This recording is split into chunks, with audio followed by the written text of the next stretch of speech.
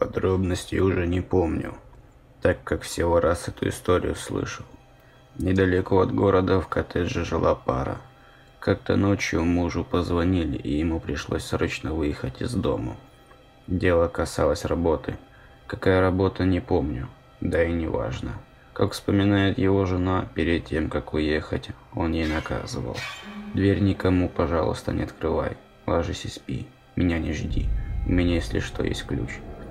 Но когда он выехал из дома, у жены неспокойно на сердце стало, и она не пошла спать. До города езды было минут 5. Примерно через минут 15 девушка услышала стук в дверь.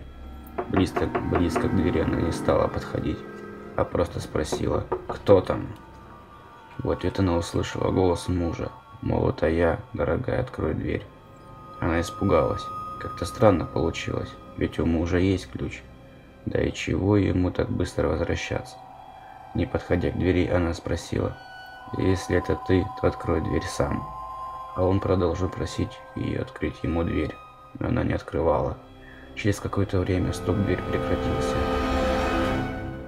А еще примерно через полчаса ей позвонили и сказали страшную новость, что ее муж разбился на своей машине по дороге в город, примерно за несколько километров от дома. Позже бабки ей сказали, что она правильно сделала, что не открывала ему дверь. Видимо, его душа за ней вернулась.